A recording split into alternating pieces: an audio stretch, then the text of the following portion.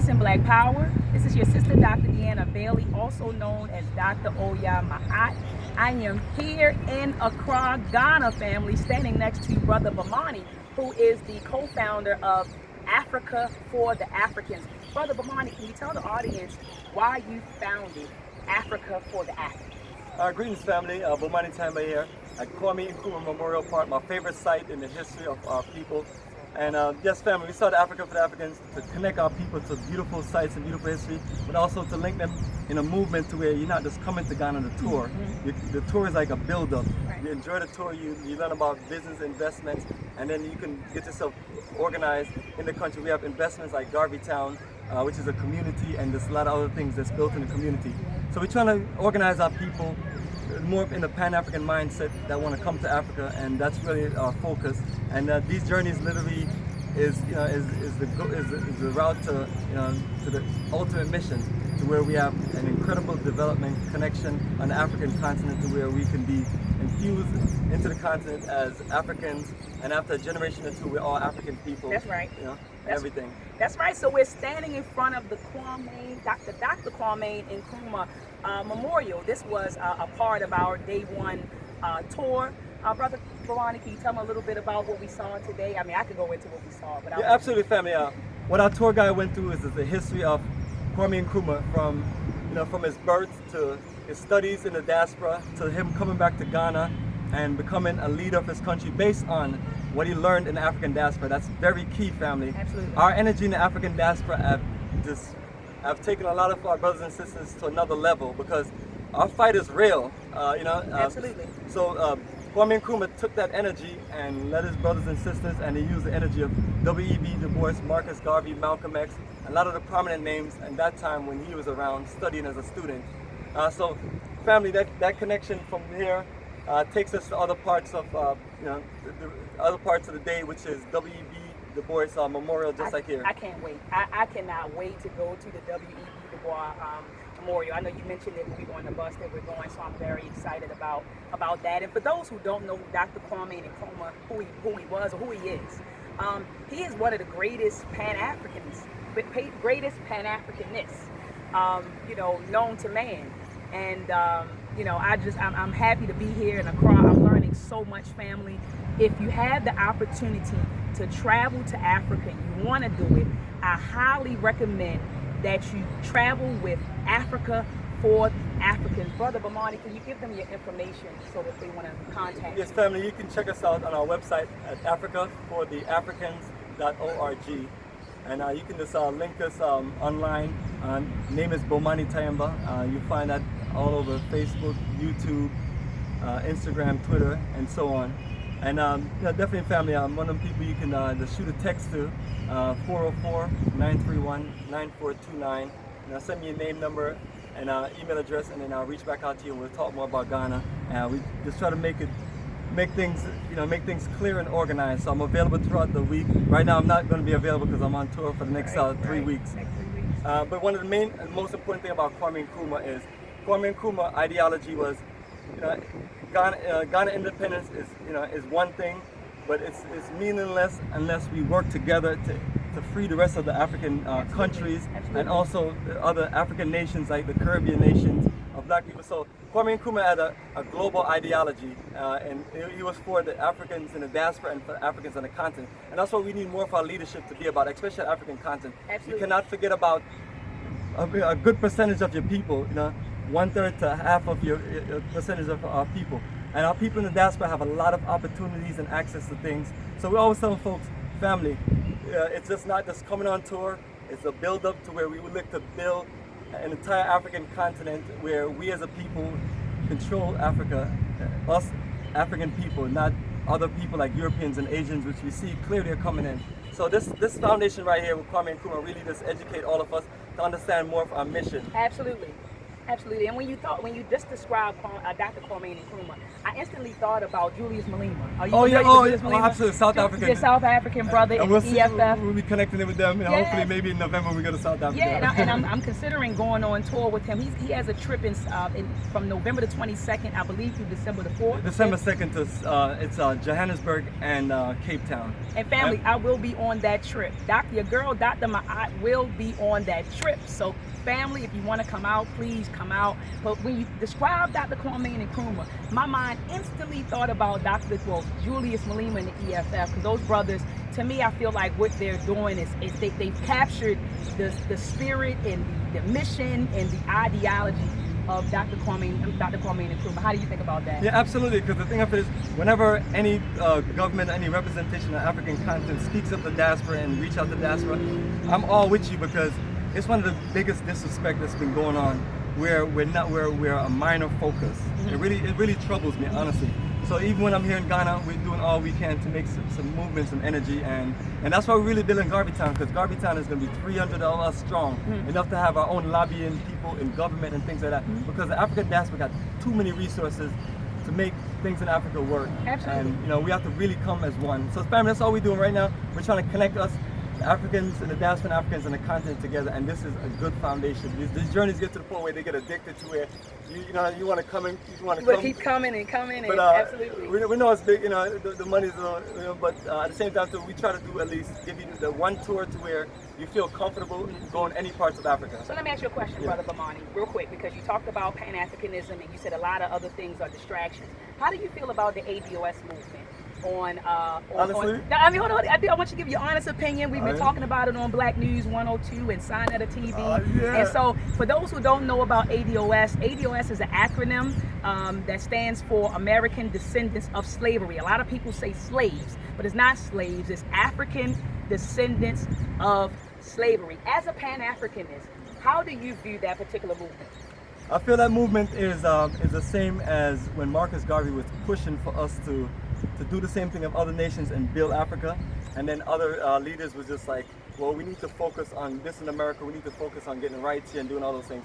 I feel like, there's people in America, they're going to be dedicated to these movements in America because they will never leave America and go to Africa. So in that case, they need to stick to that movement and make it work to help the rest of our people in America or in the diaspora in general. So you're not against the ADOS movement? I'm against it sometimes. It depends on how I put it in perspective. Okay. But more what I'm for the best of us coming to represent what we can build in Africa, because that's even more important. We have had our chance in America, honestly, and that's what I tell the folks in that movement. A good from 1900 to now 2019, a good 119 years. We have had so many movements. Yeah, we've been through Jim Crow, we've been through segregation, integration, Black Power movement, Civil Rights movement, and so on. And the thing about Black America has been the privilege of the greatest Black minds in the world. They usually tend to be in America. Some of us being born and some of us come from the Caribbean. Absolutely. So we've had our chance. So now it's time to focus on what we can do to build a nation, build nations across Africa where our children will only be educated by Black scholars who know what they're doing. Absolutely. We don't have to deal with a certain system, and we'll be able to organize things to where we take care of our own family's troubles and family situations. There's too many times that we're in court system in these people's system. So those movements is basically saying that you want more indoctrination from America. You want more of America taking control of you. And you think that's what the movement is about? I mean, is this your opinion? Yeah, absolutely. Okay. It's like people are basically begging for America to take care of them and begging for America to give them more, give them this and give them that. Do we deserve the things that we're demanding? Absolutely. Absolutely. More than a million times of what the things we're asking for. But at the same time, too, I know our oppressors, they are laughing at us. And they're like, these people don't have no power. They think we're just going to give them something. So instead of putting our energy into a movement that we know clearly is not going to go anywhere, because the people in power, and even if we elect 10 next straight Black presidents, those 10 next straight Black presidents are going to say, I am the president for America, not for Black people. Oh, absolutely. We know that the entire, and it doesn't matter who you vote for, Democrat, or, if you vote Democrat or if you vote, Republican, it doesn't matter. Dr. Amos Wilson tells us in his book, Blueprint for Black Power, that there are two wings. One of your favorite? Yeah. He said that there are two wings on the same plane.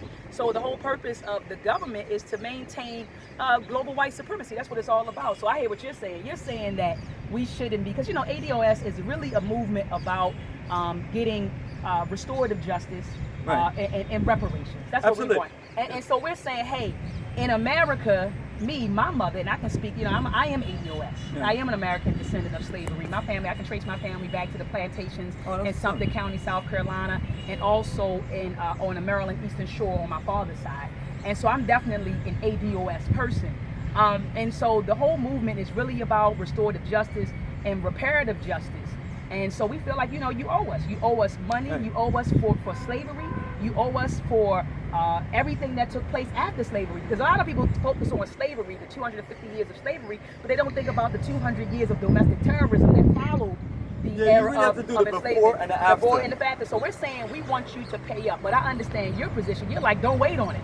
We got to be building our own stuff, right? We're taking it exactly, and that's exactly. And sometimes I tell people come off wrong because that's no, who I am. Come off wrong. No. But I let folks know that I'm always telling people that I'm with you, with our brothers and sisters. But in order for us to get what we need, we may have to make another step. We may have to build Africa to where Africa is a superpower, and in Africa demand that our people get taken care of. Especially our people that's going to stay in America and they need protection and they need justice. And so that's a strong Africa doing that. But if Africa is weak and Black America is weak and the rest of Black nations around the world is weak, we're just being laughed at with these movements. So we can call them many different names. Right. I'm familiar with Nkrumah, and when I heard about the US, that's one of the first things I thought about Nkrumah. I thought about all of our brothers and sisters across the planet working for it. And Nkrumah proposed HR, what was it called? HR 125 or HR, I forgot, guys. Yeah, don't quote me. But they proposed the study of the effects of slavery on Black Americans, and I think they proposed this bill in 1987 or 1989. Don't quote me, family. It's hot and I'm tired. But I think it was like around 1989, 1987. Nkrumah did at least propose a bill for the study of the effects of slavery on African American people. But I understand what you're saying about Africa and Africans. Dr. Amos Wilson made it clear that the destiny of Africa and the destiny of diasporan Africans are inextricably bound. Absolutely. So like you said, if we empower one, you empower the rest. Yeah, because a strong Africa right now, which is a weak Africa, can't do anything right now to help us in America. Right. Ghana has done a lot for us, basically saying, family, come to Ghana, but the citizenship program needs to be a little more organized. That way people know that they're going to, they're working towards citizenship. Absolutely. So Ghana is a good foundation, family, and that's why we're here, and we're going to be working our way across the continent, especially in the next 20, 30 years as we build more and more for generations. So my sister, man, I'm just so happy that you're here. Yes, absolutely. Big up to you and Armin Rod Squad, my brother Armin Rod Squad. Brother Sanetta, all of our folks out there that's like just really organizing our people and connecting them.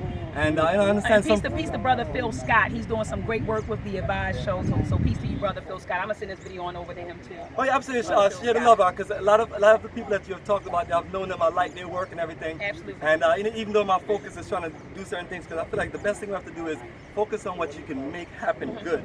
And I've been to Ghana 16 times. It's like, for me, it's like a snap of a finger just coming over here, getting people together. And that's where I'm strong at. What I'm weak at is trying to do certain things in America. And then some people have a better strength. So us working together will make a difference. Like you're talking about, we're going to share these videos, share the information, and really just build a stronger bond and get more of the Pan-Africanist people to work together and be more, and try to deliver more practical application. Wonderful. So, Brother Bomani, I just want to take this time out to thank you. Before I close out, Brother Bomani, I know you guys are familiar with the Meltrek program. Brother Bomani, when I contacted him about coming on the Ghana 2019 tour, I said, Brother Bomani, can you make it so that we can present the Meltrek program at some schools? Yeah. And so, Brother Bomani, can you tell the people the 3 schools that we're going to be presenting Meltrek? Perfect, family. We have Trinity Academy that we're going to go to. It's a school and an orphanage. So we're going to set up there and we're going to have a good time, connect with the students. They're from all ages, from 2 all the way to 16. We're going to, in the next week, we're going to be going to Elmina, and we're going to go to the Akoma International Academy of Arts and Science, and that's Imicus. That's the school that Sister Imicus from One Africa is part of the board. Then the last school we're going to go on the last day is the Garveytown School at the Garveytown community. So family, we're gonna be working and setting that up, and I love what you're doing, and thank you for bringing that to the plate. Absolutely, I just want to thank you for the opportunity. Oh yeah, absolutely. I'm not gonna say no. To present the Meltrek program to the children of Ghana. Yeah, Because we actually talk about Ghana in the film. We talk about Ghana being, you know, the Gold Coast and all of the great leaders that came out of Ghana. So I think the children are going to be excited, you know, just to see their history in animation, you know. So Brother Bomani, I want to thank you for all of your work. Thank you for making it happen. I love you so much. Thank you for everything. My sister. Yes, family. Peace and love, family. Peace and love. Make sure if you tour Africa, you have to tour with Africa for the Africans. Peace, love, and abundant life. Black power.